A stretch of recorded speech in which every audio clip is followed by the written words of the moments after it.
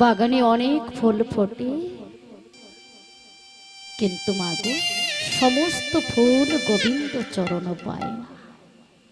তাই কিছু কিছু ফুল আছে যে গাছে শুকনো হয়ে ঝরে পড়ে নষ্ট হয়ে যায়, আবার কিছু কিছু ফুল আছে যে গোবিন্দ চরণ লাভ করে।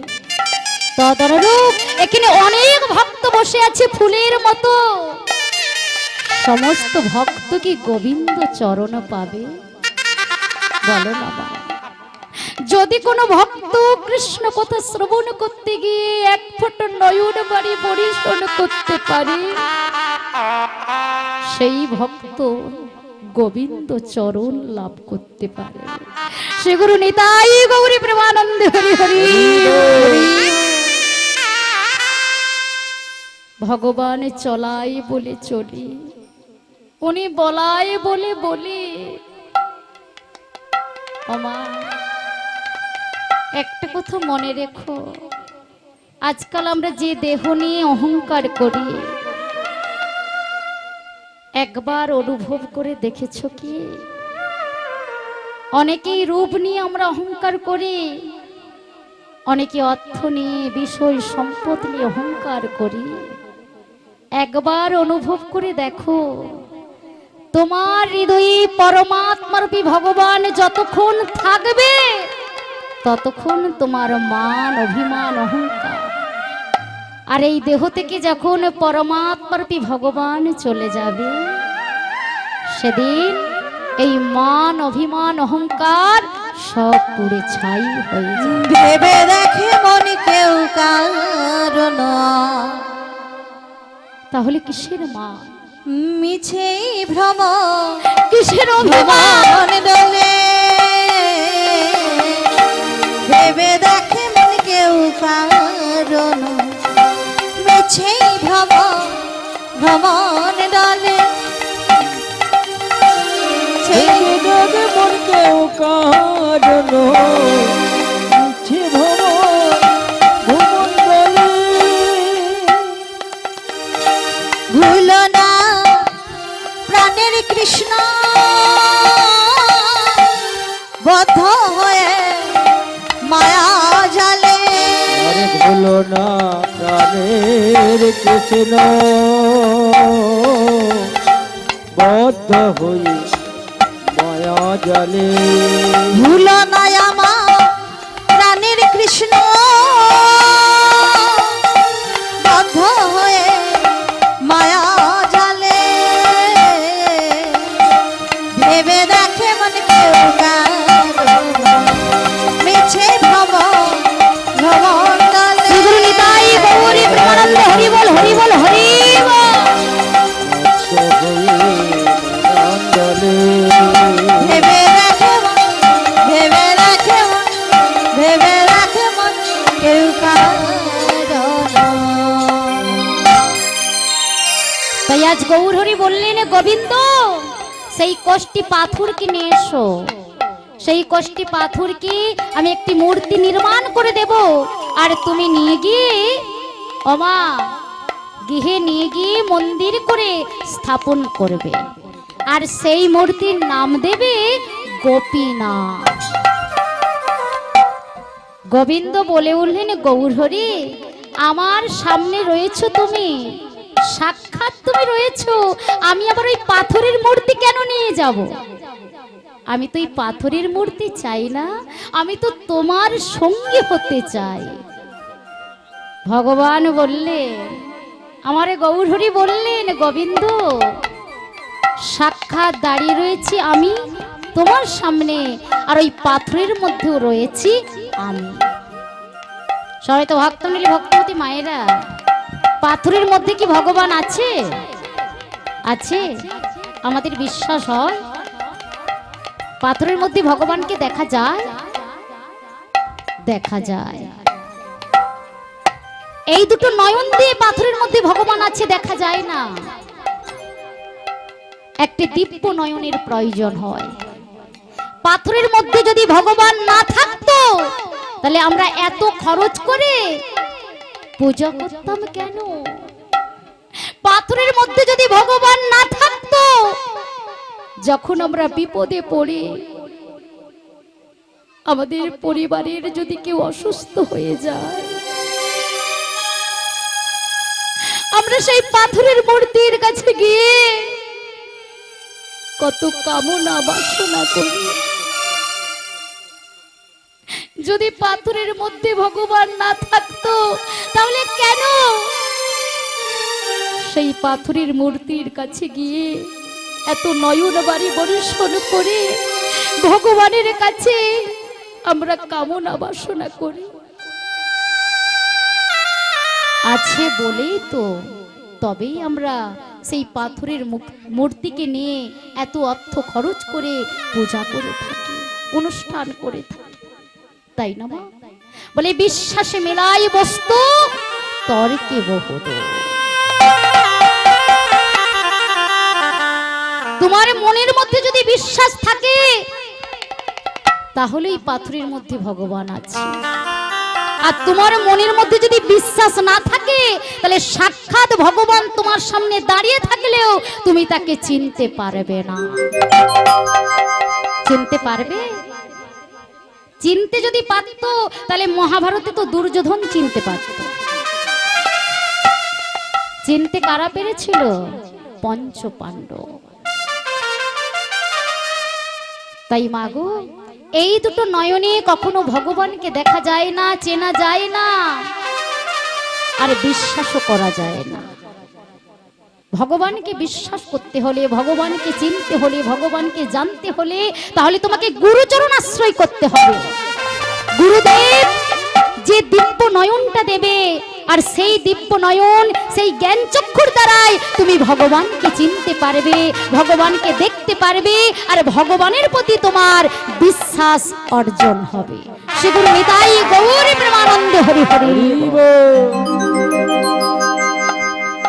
তাই আজকে গোবিন্দ ঘোষ গৌর হরির কথা মতো সেই কষ্টি পাথরকে আমার গৌর হরি যে একটি মূর্তি নির্মাণ করে দিয়েছে, তা সেই মূর্তি নিয়ে গিয়ে গৃহে গিয়ে মন্দির স্থাপন করে ওমা সেই মূর্তিকে মন্দিরে স্থাপন করলেন, আর সেই মূর্তির নাম দিলেন গোপীনাথ।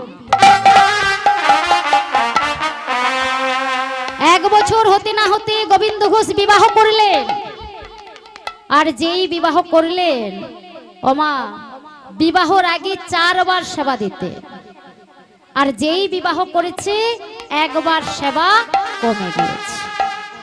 বিবাহর 1 বছর হতে না হতে একটি পুত্র সন্তান হয়েছে, আর যেই পুত্র সন্তানকে কাছে পেয়েছে মায়ার বাঁধনে জড়িয়ে গিয়ে আরো 1 বার সেবা কমে গিয়েছে।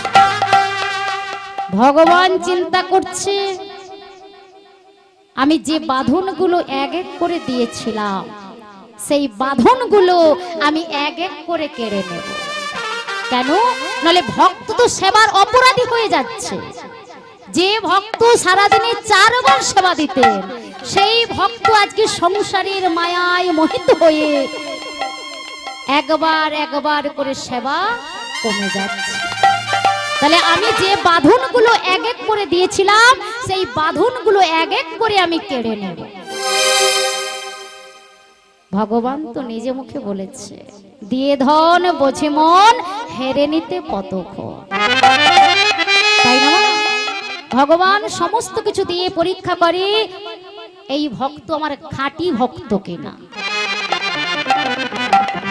তাই ভগবান সমস্ত কিছু দেয়, আবার ভগবান সমস্ত কিছু এক এক করে কেড়ে নেয়। তাই আজকে গোবিন্দ ঘোষের স্ত্রীর নাম হচ্ছে মাধবী। গোবিন্দ ঘোষ ভিক্ষা করে নিয়ে এসে মাধবীর হস্তে ভিক্ষার ঝুলিটি দিয়ে মাধবীকে বলছে, মাধবী তুমি গোপীনাথের জন্য ভোগ রন্ধন করো, আমি যাব আর আসব। অর্থাৎ স্নান সেরে এসে আমি বিগ্রহ গোপীনাথের ভোগ লাগাবো, সেবা দেবে। তা যেই গোবিন্দ ঘোষ স্নান করতে গিয়েছে, এই সুযোগে ভগবান চিন্তা করছে, তাহলে গোবিন্দ ঘোষের স্ত্রীর মাধবীর প্রাণ আমি এই মুহূর্তেই কেড়ে নেব। তা আজকে আমার গৌর হরি সেই মাধবীর প্রাণ কেড়ে নিলে। আর গোবিন্দ ঘোষ স্নান সেরে এসে স্ত্রী মাধবীকে ডাকছে, মাধবী, ও মাধবী, মাধবী, গোপীনাথের জন্য ভোগ রন্ধন হয়েছে তো? বলো না মাধবী, আমি যে গোপীনাথকে সেবা দেব, গোপীনাথের জন্য ভোগ রন্ধন হয়েছে তো? কে সাড়া দেবে? এই দেহ থেকে যদি প্রাণ পাখিটা চলে যায়, কে সাড়া দেবে মা? আমাদের আত্মীয় স্বজন গিয়ে কত কান্নাকাটি করে এই দেহটাকে জড়িয়ে ধরে, আপন স্বজন গিয়ে কত না কান্নাকাটি করে, কিন্তু এই দেহ থেকে যদি একবার প্রাণ পাখি চলে যায়, এই দেহে যে আর সেই প্রাণ ফিরে আসে। গোবিন্দ ঘোষ স্ত্রী মাধবীর অঙ্গটা নাড়া দিয়ে বলছে, মাধবী, ও মাধবী, তুমি কথা বলছো না কেন মাধবী? একবার কথা বলো না মাধবী। আমার গোপীনাথের জন্য যে ভোগ রন্ধন করতে বলেছিলাম, তুমি কি আমার গোপীনাথের জন্য ভোগ রন্ধন করেছো? বলো না মাধবী। ও মা, যতই নাড়া দিচ্ছে মাধবী আর কথা বলছে না, কাঁদিতে কাঁদিতে ধুলায় লটিয়ে পড়ছে। অগ্রদ্বীপের গ্রামবাসী এসে বলছে, গোবিন্দ, যেদিন তুমি মাতৃগর্ভে এসেছিলে, তুমি কি কাহকে সঙ্গে করে নিয়ে এসেছিলে? বলো না গোবিন্দ। আবার তুমি যেদিন চলে যাবে, সেদিন তুমি কাহকে সঙ্গে করে নিয়ে যাবে না। তাহলে কেন তুমি কাঁদছো? চোখের জল মরছো, ধৈর্য ধরো, দেওয়া নেওয়ার মালিক একজন, ওনার ইচ্ছায় সমস্ত কিছু হয়। তাই তুমি মাধবীর সৎ কাজ করো। তাই গোবিন্দ ঘোষ অগ্রদ্বীপের গ্রামবাসীর কথা মতো আজকে মাধবীর দেহ অমা সৎ কাজ করলে। কিন্তু মাগো, সেই যে ছোট্ট একটি পুত্র ছিল, দেখতে দেখতে আজকে তার বয়স হয়ে গিয়েছে 5 বছর। সেই ছোট্ট গোপীনাথ বাবাকে বলছে, ও বাবা, বাবা, বাবা গো, সবার মা আছে, আমার কেন মা নেই তুমি বলতে পারো বাবা? জানো বাবা, সবার মা কত আদর করে, কোলে নেয়, ঘুম পাড়িয়ে দেয়, আমার মা কোথায় তুমি বলতে পারো বাবা? গোবিন্দ ঘোষ পুত্রকে বলছে, তুই মায়ের কথা জানতে চাস? তো মায়ের কথা যদি জানতে হয়, ওই মন্দিরের ভিতরে বিগ্রহ গোপীনাথ রয়েছে, ওর কাছে গিয়ে জিজ্ঞাসা কর তোর মায়ের কথা, ও নিশ্চয়ই তোকে বলতে পারবে। তাই আজকে ছোট্ট পুত্র গোপীনাথ মন্দিরের দরজাটা খুলে বিগ্রহ গোপীনাথকে বলছে, গোপীনাথ, গোপীনাথ, আমার বাবা বলেছে তুমি নাকি জানো আমার মা কোথায়। বলো না গোপীনাথ। জানো গোপীনাথ, সবার মা কত আদর করে, কত কোলে নেয়, ঘুম পাড়িয়ে দেয়, আমার কেন মা নেই তুমি বলতে পারো গোপীনাথ? বলো না গোপীনাথ, আমার মা কোথায়? বলে দাও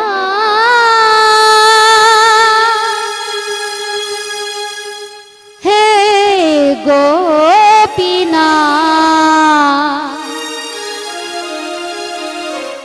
বলো বলো কোথায় আমার মা? বলো কোথায় আমার মা? বলো না গোপীনাথ। তুমি বলে দাও কোথায় গেলে আমার মায়ের কথা জানতে পারবো? বলো না গোপীনাথ। হে গোপীনাথ, বলো কোথায় আমার মা? বলো কোথায় আমার মা? ডাকি আমি মামা বলে,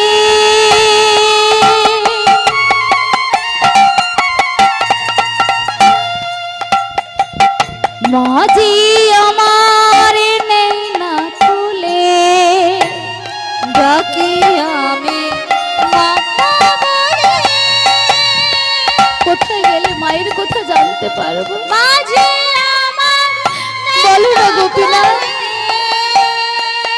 ডাকি আমি মামা বলে,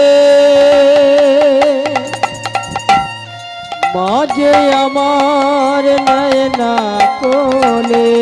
হারিয়ে গেছে কই না জানাই, ফিরে পাবো না, না না কোথায় আমার মা, বলো কোথায় আমার মা, তুমি বলে দাও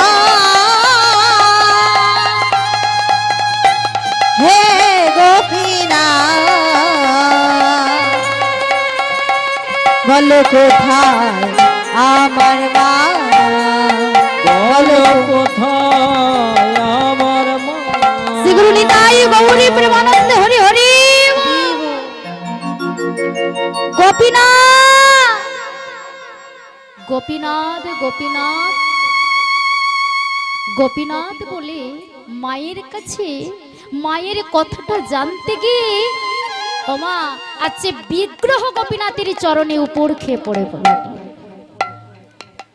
আরে গোবিন্দ ঘোষ এদিক ওদিক ভালো করে তাকিয়ে দেখছে, পুত্র গোপীনাথকে দেখতে পাচ্ছে না।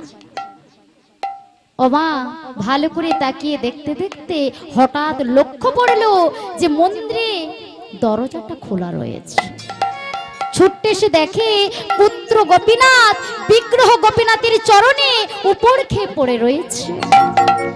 আর যেই পুত্র গোপীনাথকে বক্ষ মাঝে তুলেছে, সঙ্গে সঙ্গে পুত্র গোপীনাথের বদন থেকে ঝলকে ঝলকে রুধির ঝরছে।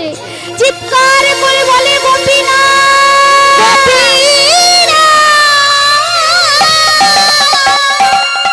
গোপীনাথ, ওরে গোপীনাথ,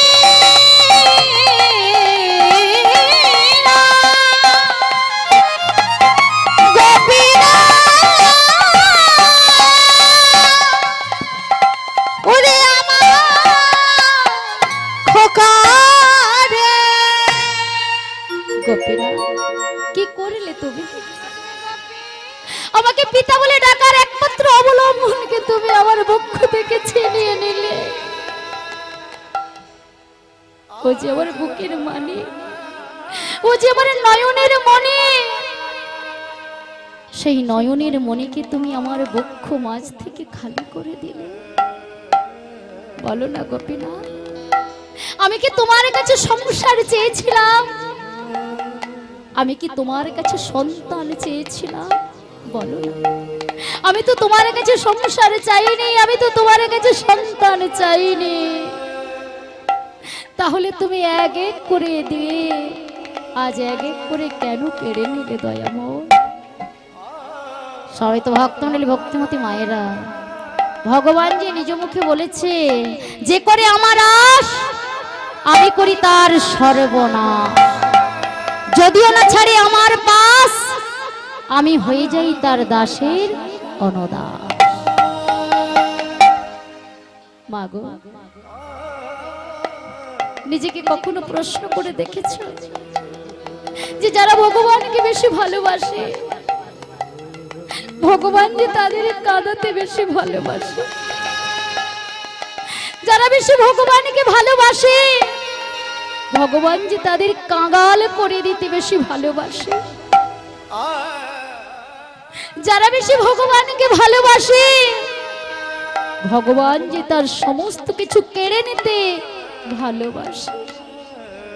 যারা ভগবানকে বেশি ভালোবাসে, ভগবান তার সমস্ত কিছু কেড়ে নিয়ে রাস্তার ভিখারি করে দিতে ভালোবাসে। কেন জানো মা?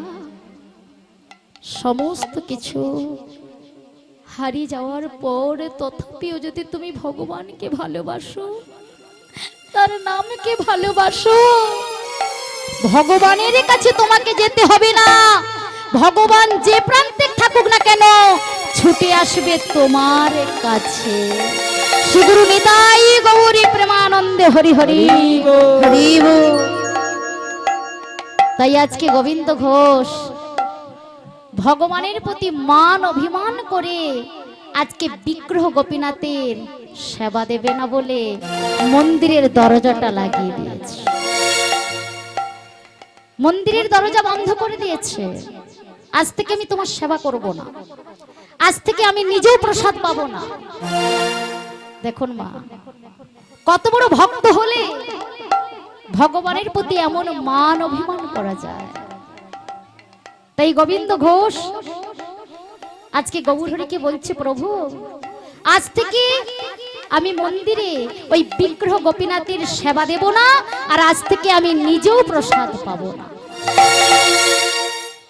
কেন?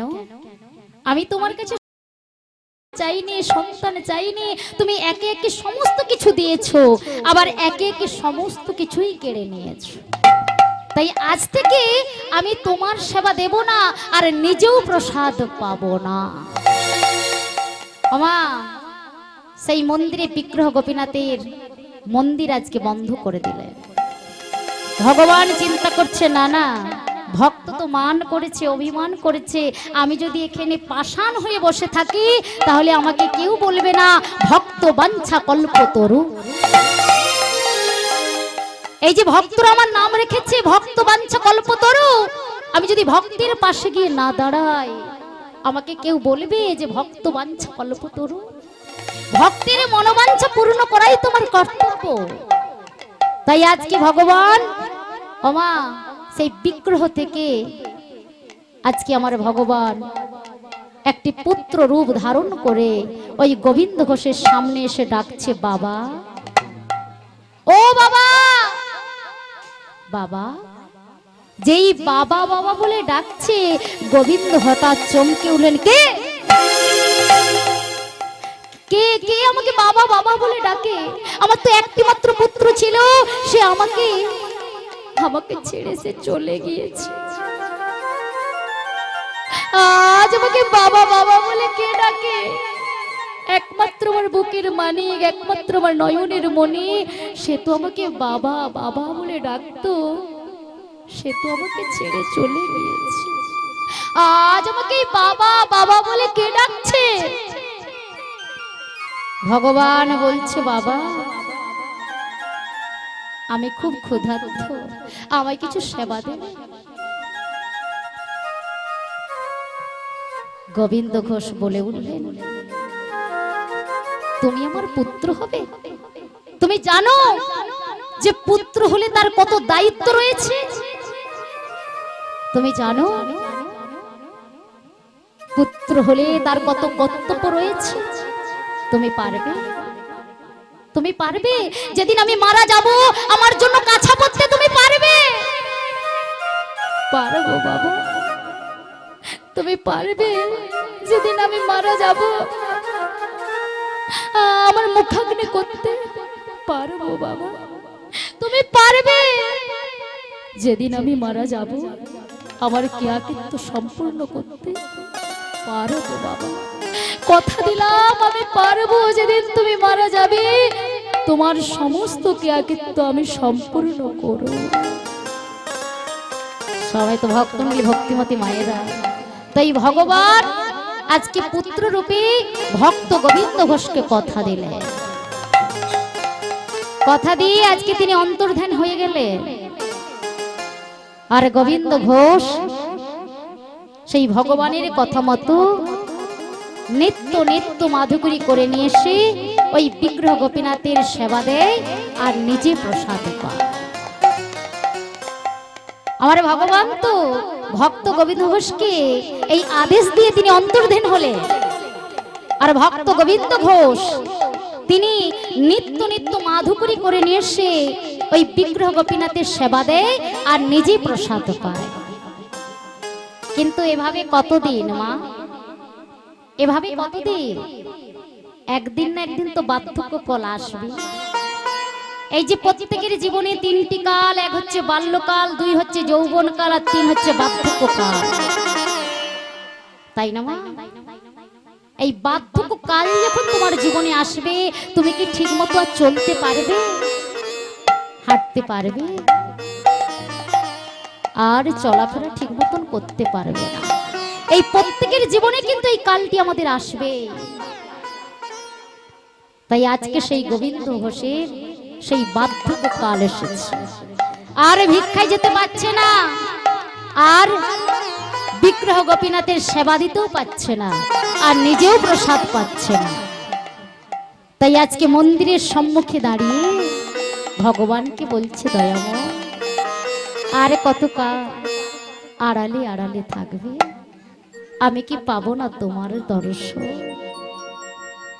আরে কতকাল গিরিধারিলা আড়ালে আড়ালে রবে। মায়েরা, এবার আমরা ভক্তর ভগবানের মিলন করব, উলুধ্বনি শঙ্করধ্বনি করবে। আরে কতকাল গিরিধারিলা আড়ালে আড়ালে রবে তুমি, আড়ালে আড়ালে রবে। আর কত গিরিধারিলা আড়ালে আড়ালে রবে,